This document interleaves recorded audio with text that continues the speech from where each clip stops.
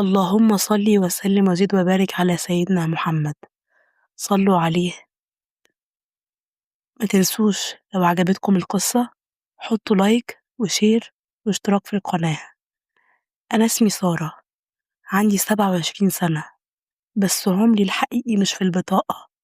عمري هو السنين اللي اتسرقت مني، وأنا شايلة مسؤولية أكبر من سني. زي ما تقولوا كده شلت الهم بدري. أنا بنت لأب قاسي وأم ماتت بدري، وبيت مفهوش غير كلمة واحدة بس: اشتغلي واعملي واسكتي.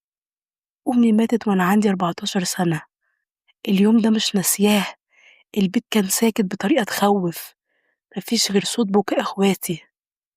وأبويا دخل علينا وقال جملة عمري ما هنساها: انتي الكبيرة، يعني من النهاردة انتي الراجل والست وكل حاجة في البيت. أنا وقتها ما كنتش فاهمة يعني إيه كل حاجة. بس بعد يومين فهمت. من أول يوم بعد موت أمي حياتي اتقلبت.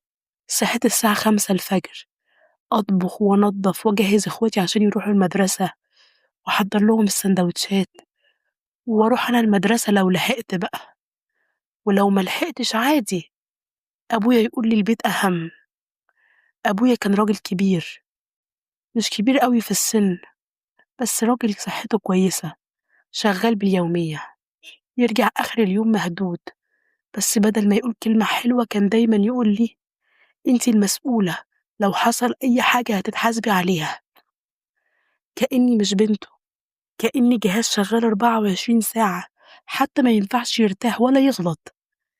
كنت بذاكر وأنا واقفة على الحوض بغسل الغسيل، بغسل المواعين، وباكل، وأنا بلبس أخويا الصغير، وبنام وأنا ماسكة في إيدي دفتر المدرسة. عمري ما عشت سن المراهقة زي البنات. أنا عديت منها وأنا شايلة شيلة تقيلة قوي أكبر من ظهري. وأكتر حاجة كانت بتوجعني إن إخواتي نفسهم كانوا شايفيني الخدامة مش الأخت.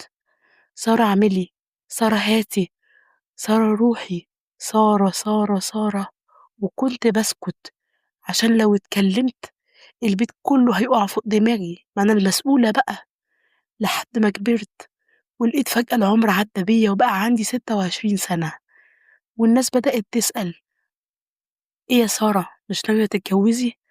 وأبويا كان يرد بكل بساطة: لأ، سارة مش فاضية للجواز، مش هتوافق، وأنا أصلا مش موافق.